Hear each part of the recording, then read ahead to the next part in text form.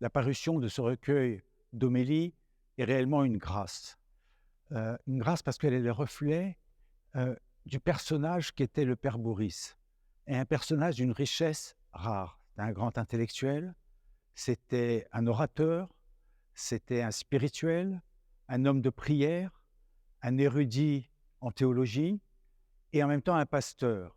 Et toutes ces qualités, finalement, se retrouvent dans ces homélies. Et ces homélies faisaient intégralement partie de la liturgie.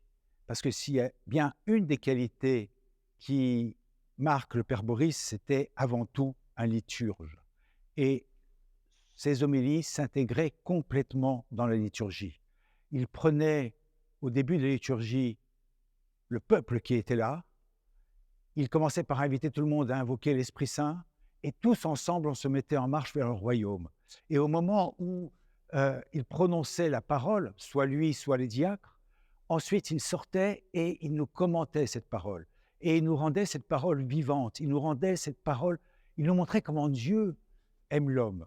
Il montrait la puissance du souffle de l'Esprit Saint. Il nous montrait l'importance de la communauté, de la fraternité, de l'Église, et que cette Église n'a pas de frontières.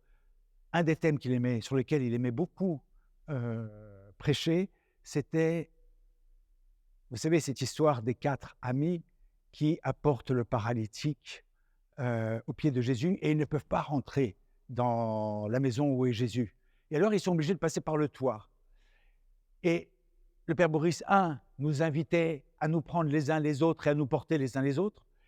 Il nous invitait à toute l'imagination, à toute la liberté que nous offre l'Esprit Saint pour que l'on puisse passer par-dessus le toit. Et en même temps, il nous invitait à casser les murs de l'Église parce que l'Église, elle est partout et il fallait que tous puissent trouver place au sein de l'Église.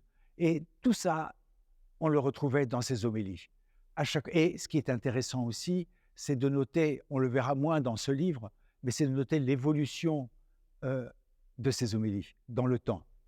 À chaque fois, elles s'approfondissaient, à chaque fois, il grandissait. Il grandissait. Lui, il était grand, il était déjà au-dessus de tous, il était près de Dieu, mais à chaque fois, quand même, il trouvait le moyen de grandir, et ça, c'était... Et il transmettait ça, il nous transmettait, il nous prenait avec lui, il nous entraînait avec lui.